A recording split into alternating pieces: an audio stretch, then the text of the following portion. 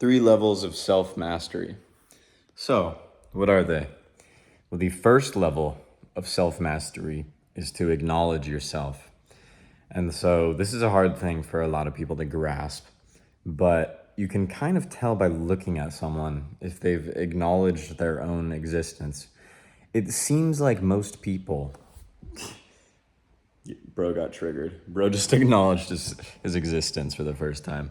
It seems like most people kind of go about their life without thinking about things too deeply. Like a lot of people, they'll shower with music, they'll drive somewhere with music on, they'll listen to a podcast, they'll always be talking to someone, always be hanging out with people, and then, go to sleep. Or their time alone is also on a screen, or they just don't really allow themselves to acknowledge themselves because it scares them to think, oh my God, I have a whole life and I'm gonna die and my parents are gonna die, or my parents are already dead and everything does matter or it doesn't matter, but I'm not really sure if it does, and nobody is sure. And there's people that claim to know, but have zero evidence of knowing. So, because of how overwhelming everything is, if you have never accepted it, it can be hard to accept. And so the first level of self-mastery is acknowledging yourself. And that obviously it is an illusion. And I don't mean to get like all woo-woo crazy, but it's kind of obvious. It's like a truth many people have come to without having to read it, that you don't matter and that you are insignificant, and that what we're experiencing is what our bodies translate from the energy coming in from what we call the universe through our five senses. And now we make sense of it with separation and distance and different colors and variation of different things. And so we tend to think we matter a lot. But when you think about it, it seems like a lot of people come to the same realization, like, oh, it is actually an illusion. And it's a helpful illusion. So we have this life, we have this opportunity to be alive, but we get to perceive the universe in a very specific way, and we get to be ourselves. And so humanity functions as a being itself, as a whole. And the way for it to do that is not with a hive mind. Like bees function like a hive mind, I guess. But for humanity to function as a being, we all need to have an ego, in a sense. We all need to care about ourselves. Because if we all care about each other and put each other first, shit, I don't even know what would happen. Forget about that. I haven't thought about that.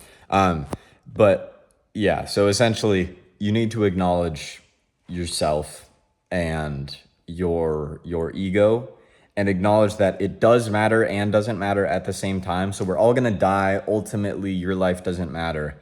But since you are alive, you should, I mean, if you want to like have a good life, have a good experience, at least, no matter what you believe, there are things you need to do. And one of them is acknowledging yourself. And one of them is acknowledging your ego. And so yourself is what you know truly deep down. And your ego is your emotional, reactive, kind of like lizard brain. Scientists call it your lizard brain. Therapists might call it your inner child. Buddhists call it your monkey brain. Some people might call it your intuition. Doesn't fucking matter what you call it, but say it's your ego. The second level of self-mastery is in being able to follow your own word and to distinguish yourself from your ego. Doesn't matter what you want to call it, lizard brain, primal brain, inner, whatever. It's understanding the separation between those, prioritizing the self, and becoming in control of the self, putting yourself as the control over your body specifically.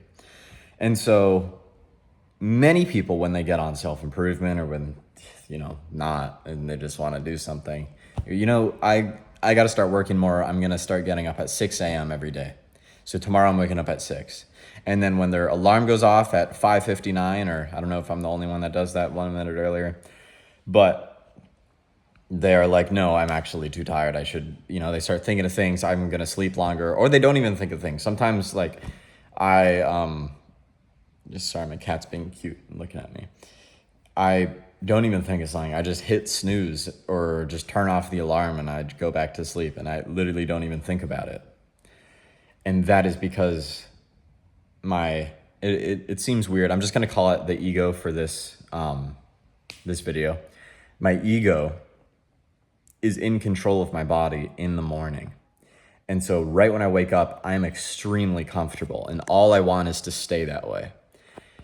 Now, my true self knows if I get up, I'm going to have a better day. I'm going to be more productive. At the end of the day, I'm going to feel better. If I'm a little tired, that's okay. I have coffee and creatine anyway, and that helps my brain function.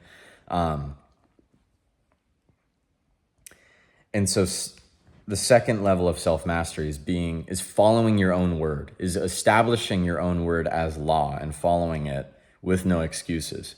And so if you say you're going to do something, you do it.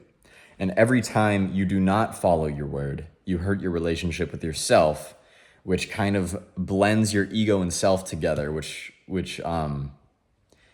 sucks, because then there's a part of you that knows what is right, and there's a part of you that wants to do things and has very strong desires to, oh my God, I want to eat candy, I want to smoke weed, I could just skip the workout today, I'm just gonna lay around, I'm gonna play video games. That's what I want to do. I really want to do that. So there's two different parts of you grabbing at different realities, trying to pull you different ways. And if you do not distinguish those apart, you're kind of fucked. And so, the second level of self-mastery is when you can acknowledge the two different things and prioritize yourself, what you know to be true. Now, the third level of self-mastery is not just by following your word, but by acting in a way that you know you should.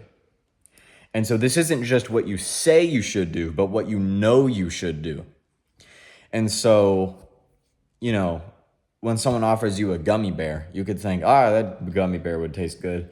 Or you could think, this gummy bear won't improve my life. It has high fructose corn syrup, some fucking food dye. I'm probably not going to feel the effects of this. It's just going to taste good. But I don't want that stuff that's proven to be bad inside of my body. It's really not going to improve my life long term. I'm not going to be happier tomorrow because of it. I'm not going to be stronger. I'm not going to be more of anything that I want in my life by eating this gummy bear. Therefore, I should not.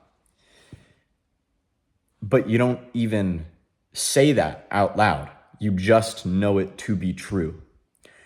And so you act in a way that is 100% aligned with your beliefs.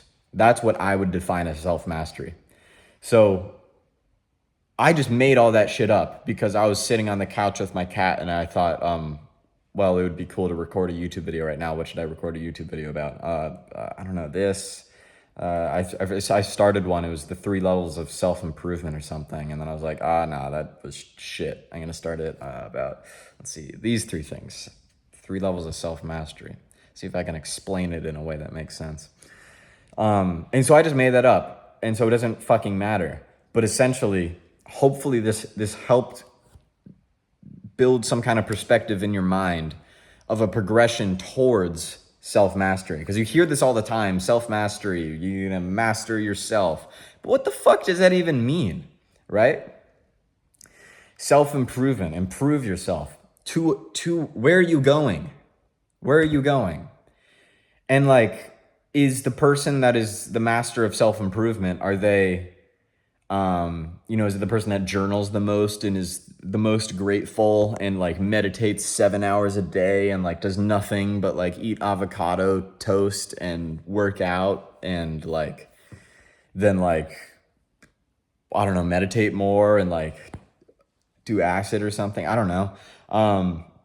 I don't think so. I think it is the person that does what they know they should do.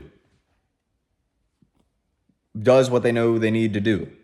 And so it's someone who follows their intuition to a T. People who haven't gone through step 1 and 2 of acknowledging yourself and then acknowledging the separation of yourself and your ego is going to be kind of fucked because they don't understand that there's the difference between their desire and their intuition. And so they think their desires are their intuition. That's not true. Your intuition is what your true self desires. It is what, not even desires, because it's not necessarily what feels good. It's what your true self knows to be true, knows what you should do. And it's not going to be clear 100% of the time. It's not as obvious as I really want to eat this gummy bear. But I think self-mastery is in making it more obvious. So you acknowledge it, you accept it, you clarify it, and then you master it. So you have control over it. And mastering yourself means your ego has zero control over you. And so it's not that you need to be super disciplined and it's very hard not to eat that gummy bear, but is that because you know you should not eat that gummy bear, you don't. And you don't even want to. You feel your ego desiring that gummy bear, but it is not hard not to eat it. So that's the 3 levels of self-mastery. Comment down below what level you're on. I think I'm on level 2, which is learning to acknowledge the separation of my ego and desire and gaining control. So establishing my word as a law. And I'm not perfect on it. I said I was going to get up at 8 this morning, and unfortunately I got up at like 9. But I'm still going to have the day, and it's going to be great. I'm not going to let that ruin my day. But I've gotten a lot better recently just because I've been learning about this and teaching it to myself. And so hopefully you guys got some value out of this video. That's pretty much it. Some people don't like cats, and that's okay. They're like, no, cats are gay, and dogs are...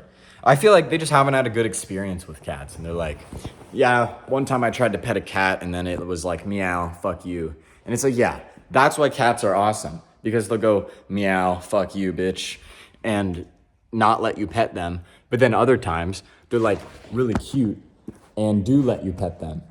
But like, if I went and like tried to pet his like butt here, he would scratch me or like bite me.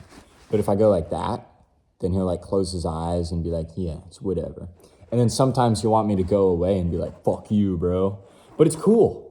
It's a guy who knows what he wants, and somehow he's taken advantage of us humans and really doesn't care about us, but we feed him. And so it all works out because we think he's cute. And shit. Mastery of cat coming next. Subscribe.